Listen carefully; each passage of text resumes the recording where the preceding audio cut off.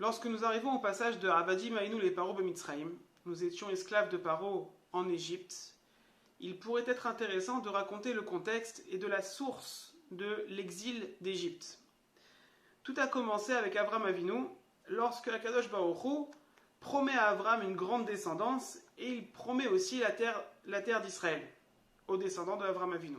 Et là, Avram Avinu s'apprête et a posé une question à Akadosh Baruch Hu. Il lui a dit Bema Eda Ki Rachena. Comment Akadosh Baruch Hu je vais savoir, comment je vais être certain que je vais bien hériter de la terre d'Israël? Le Da'at Zekenim nous dit sur place, commentateur nous dit sur place, que ces 4 mots de cette question vont coûter 400 ans d'exil au Bnei Israël. Et quand est-ce que, à partir de quand cet exil-là a commencé?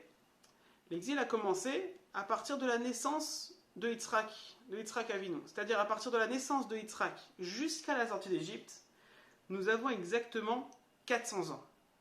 Comment? Rashi sur place, Rashi dans l'Ech Lecha, dans le Perek Tedvav et dans le Pasuk Yud Gimel, nous fait un compte très simple.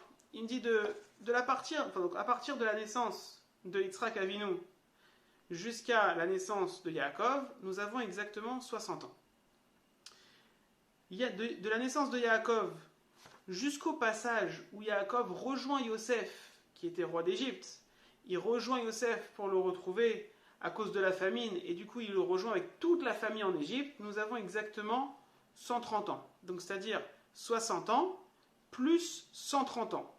Donc nous avons 190 ans jusqu'au moment où tous les Bnei Israël, donc les Bnei Israël, les enfants de Yaakov, rejoignent Yosef en Égypte.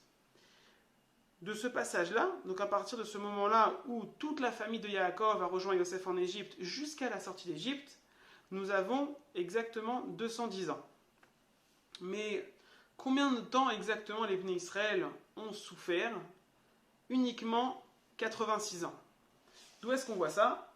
Parce qu'il y a un pasouk qui dit Vayemareru et Rayem. Vayemareru et Rayem, et ils ont rendu amère leur vie, d'accord? Et on dit que c'était au moment où Myriam est née, donc le nom de Myriam vient justement du mot Vayemareru, ils ont rendu amère, et Myriam avait 86 ans lors de la sortie d'Égypte.